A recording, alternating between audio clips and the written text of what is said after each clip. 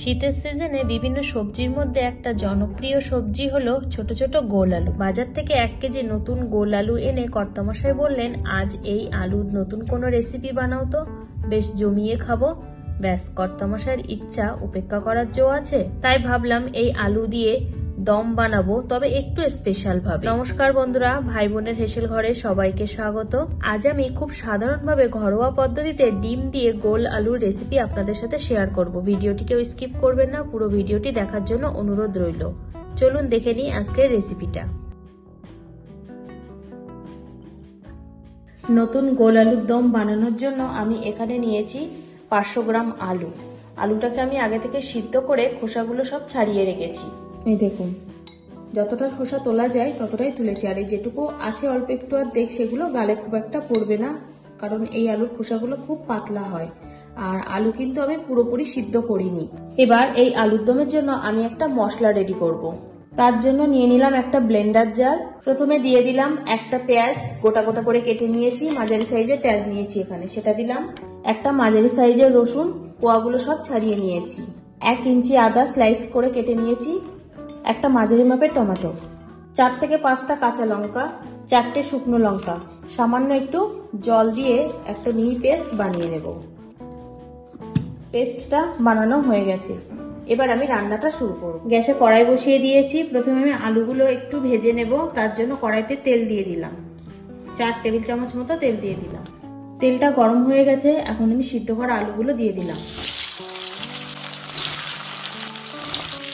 আলুগুলো 2 থেকে 3 মিনিট একটু ভেজে নেবো তেলে। আলুতে দিয়ে দেব 1/2 চামচ হলুদ গুঁড়ো। হলুদ গুঁড়োটা ভালোভাবে সব আলুর সাথে মিশিয়ে নেব।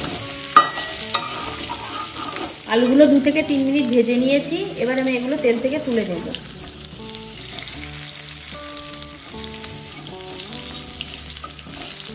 এবার এই কড়ার মধ্যে আবারও 3 চামচ মতো তেল দিয়ে দিলাম। তেলটা গরম হয়ে গেছে, এখন এই তেলের মধ্যে আমি ফোড়ন দিয়ে দেবো 2টো শুকনো লঙ্কা, 2টো তেজপাতা, গোটা গরম মশলা আর 1 চামচ গোটা জিরে। ফোড়নটা তেলের সাথে একটু নাড়াচাড়া করে দেবো। ফোড়নটা হালকা গন্ধ বেরোতে শুরু করেছে, এখন আমি এর মধ্যে দিয়ে দেবো পেস্ট করা মশলাটা।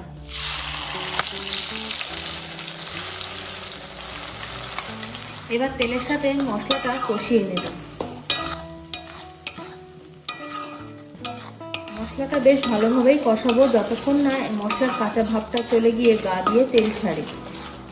মশলাটা 2 থেকে 3 মিনিট কষিয়ে নিয়েছি। দেখুন, কাঁচা ভাবটা অনেকটা চলে গেছে, গা দিয়ে তেল ছাড়তে শুরু করেছে। এখন আমি এর মধ্যে দিয়ে দেবো কিছু গুঁড়ো মশলা। প্রথমে দিয়ে দিলাম 1/2 চামচ কাশ্মীরি লঙ্কা গুঁড়ো। এখানে আমি আলাদা করে কোনো লঙ্কা গুঁড়ো ব্যবহার করব না, যেহেতু আমি মশলা পেস্ট করার সময় গোটা শুকনো লঙ্কা দিয়েছিলাম।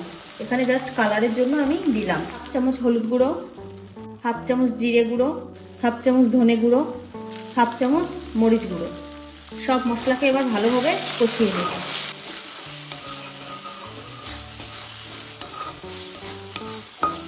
2 থেকে 3 মিনিট কষিয়ে নিয়েছি মশলাটা।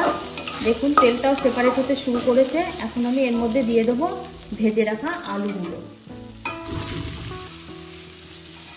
আলুগুলো মশলার সাথে ভালোভাবে কষিয়ে নেব।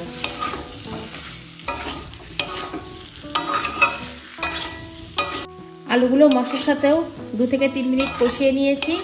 এখন আমি কড়াইটা মাঝখান দিয়ে একটু ফাঁকা করে দেব। এবার এর মধ্যে দিয়ে দিলাম 2 চামচ মতো সর্ষের তেল। এবার এই তেলের মধ্যে আমি 2টো ডিম ফাটিয়ে দেব। যেহেতু বলেছি আজকে আমি একটু স্পেশালভাবে বানাবো আলুর দমটা, এই ডিমের মধ্যে দিয়ে দেবো সামান্য একটু মরিচ গুঁড়ো।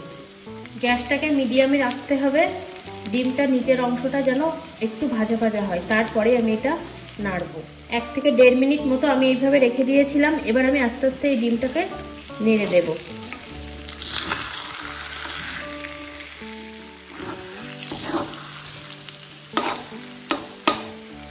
দেখুন, ডিমটা বেশ অনেকটাই ভাজা ভাজা হয়ে গেছে। দেখুন, এইভাবে আস্তে আস্তে আমি ডিমটাকে ভাজা ভাজা করে নিয়েছি। এবার আমি পুরো আলুটার সাথে ডিমটাকে ভালোভাবে কষিয়ে নেব। দেখুন, ডিমের সাথে আলুটা বেশ ভালোভাবে কষিয়ে নিয়েছি। ডিমের আর কাঁচা ভাবটা নেই, বেশ সুন্দর একটা ভাজা ডিম প্লাস আলুর একটা গন্ধ বেরিয়েছে। এখন আমি এর মধ্যে দিয়ে দেব মশলার বাটি ধোয়া জলটা।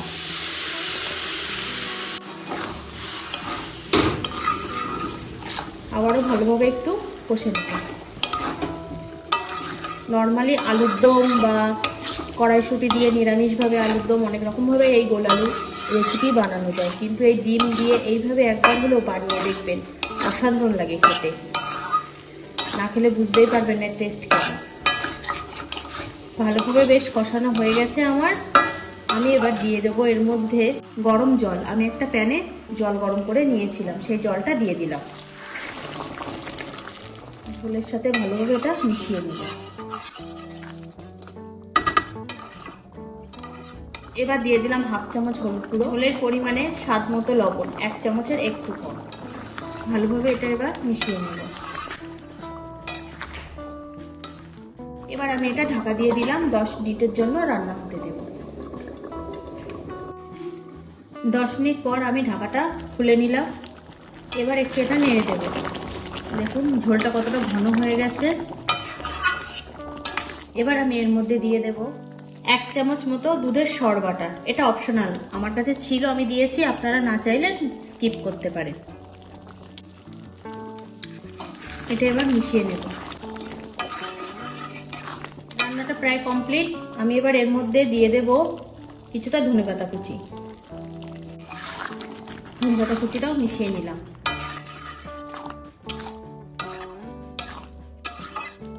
রান্নাটা আমার পুরোপুরি কমপ্লিট। আমি এবার এর মধ্যে দিয়ে দেব হাফ চামচ মিট মশলা। মিট মশলাটা ভালোভাবে মিশিয়ে নেব। মিট মশলার পরিবর্তে আপনারা এখানে গরম মশলাও দিতে পারেন। রান্নাটা আমার পুরোপুরি কমপ্লিট। আমি এবার এটা নামিয়ে নেব, গ্যাসটাকে অফ করে দিলাম। আজকের রেসিপিটা তাহলে এই পর্যন্ত। যে সকল নতুন বন্ধু আমার ইউটিউব চ্যানেল থেকে দেখছেন তারা অবশ্যই চ্যানেলটিকে সাবস্ক্রাইব করে দেবেন, আর যে সকল বন্ধুরা ফেসবুক থেকে দেখছেন তারা অবশ্যই ফেসবুক পেজটিকে ফলো করে দেবেন। আজ তাহলে এই পর্যন্ত, দেখা হচ্ছে পরের কোনো নতুন রেসিপিতে।